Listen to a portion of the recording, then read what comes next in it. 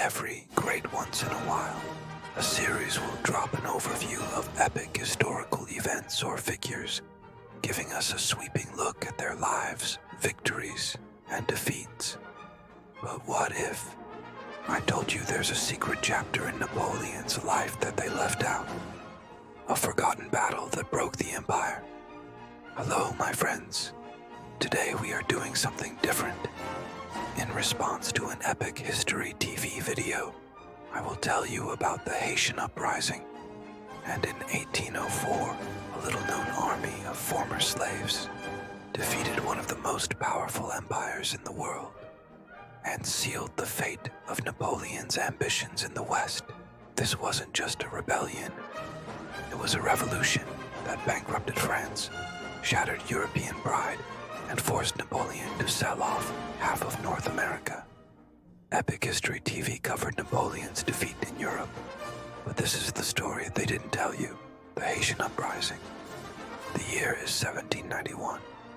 In the French colony of Saint-Domingue, the richest colony in the world, sugar and coffee plantations stretch as far as the eye can see.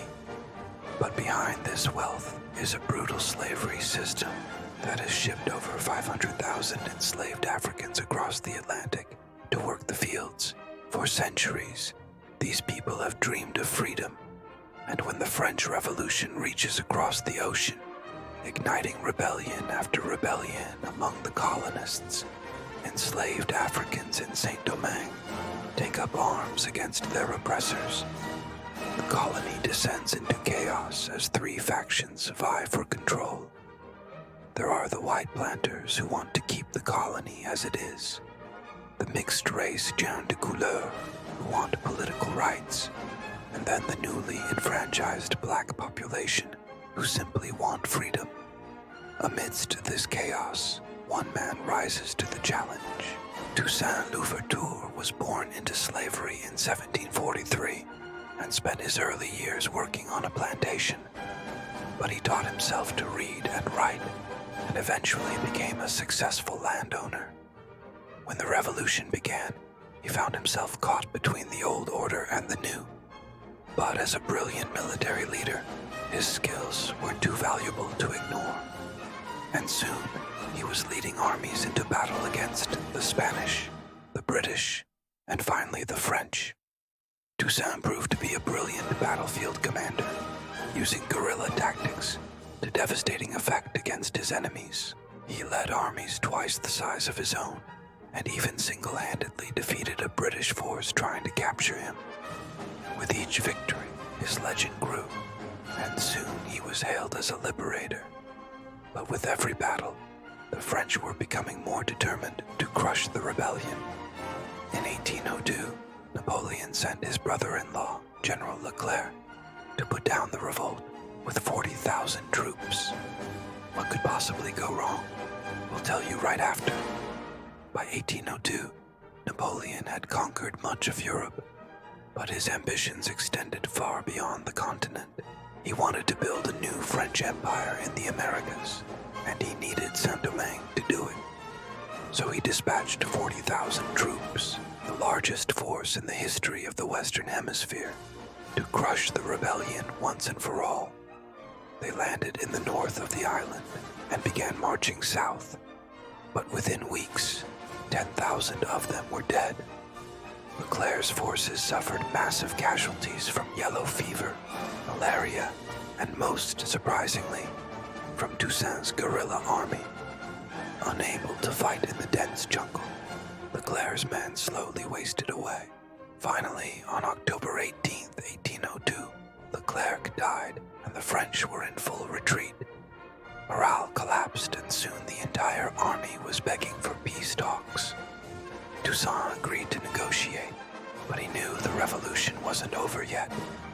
Just months later, a new French force arrived on the island, led by Jean-Jacques Dessalines, Napoleon's former general.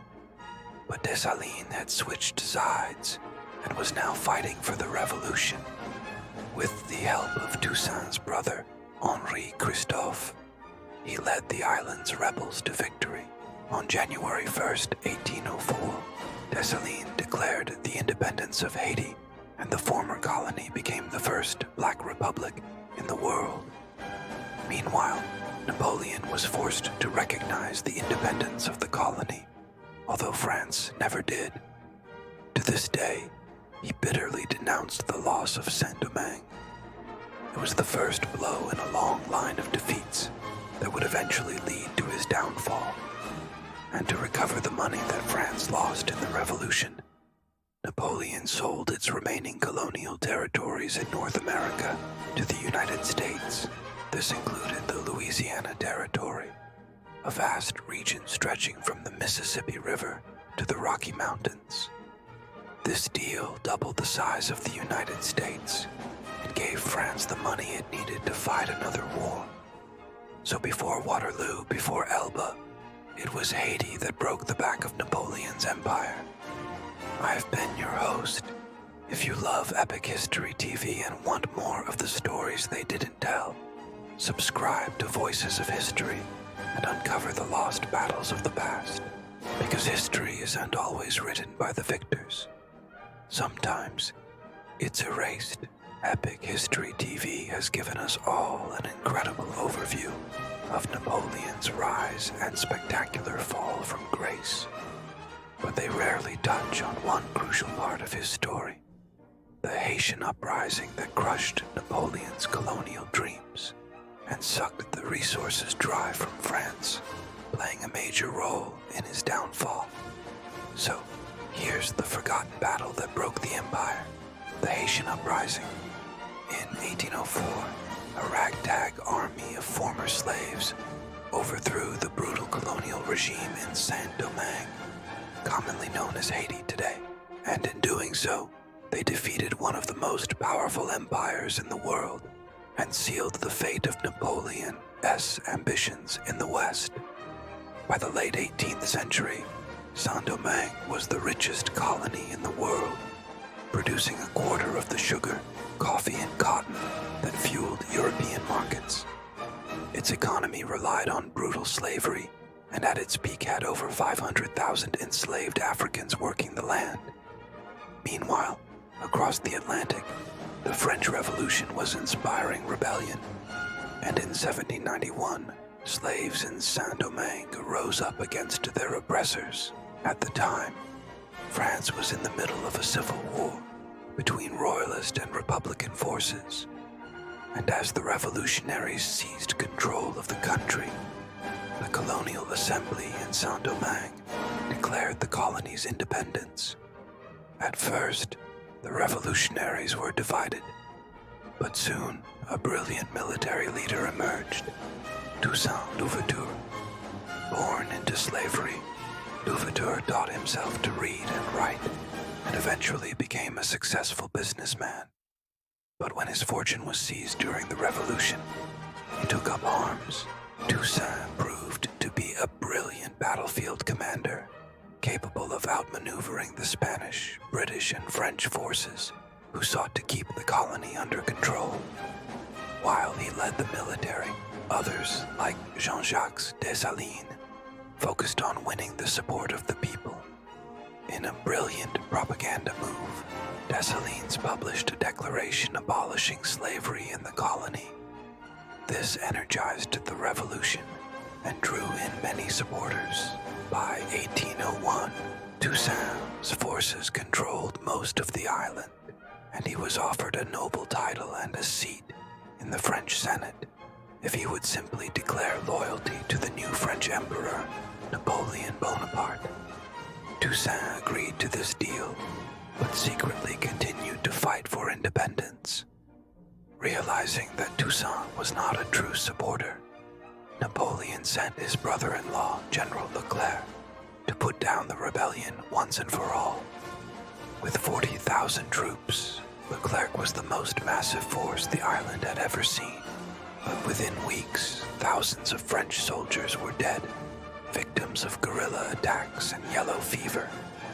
Unable to take any major cities, Leclerc's forces retreated to the coast, where they were bombarded by cannon fire from the hills above. On October 17, 1802, Leclerc died of yellow fever, and with him, French morale collapsed. One by one, the colonial capitals fell to the revolutionaries, and on January 1st, 1804, Jean-Jacques Dessalines rode into the city of Cap Français, now called Haiti, at the head of a massive column. The former slaves cheered as Dessalines raised the flag of the newly independent state of Haiti. Over the next few months, Dessalines consolidated power, and in 1806, he proclaimed himself Emperor Jacques the Fat. Though he ruled as an absolute monarch, Dessalines was assassinated in 1806, likely by royalists who opposed his policies. In the years that followed, Haiti endured a civil war and political instability, but it survived. It became the first black republic in the world, and France lost its wealthiest colony. And it was this defeat that played a critical role in ending Napoleon's reign. After his failed invasion of Haiti, Napoleon was forced to focus his resources on defending the newly independent nation. From the threat of further rebellions, he desperately needed to find a way to stabilize his finances. In 1803, he made a deal with the United States, selling the Louisiana Territory for 15 million francs. This gave the U.S. control of the Mississippi River and doubled its size. It also left Napoleon with the funds he needed to continue his military campaigns.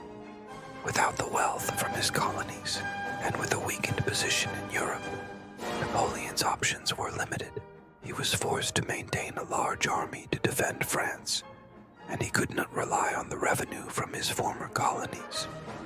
When the Haitian uprising began, it was a seemingly distant conflict in the Caribbean, but within a few short years, it became the battle that broke Napoleon's empire. If you love Epic History TV and want more of the stories they didn't tell, subscribe to this channel and uncover the lost battles of the past, because history isn't always written by the victors. Sometimes it's erased. Thanks for watching. Subscribe for more.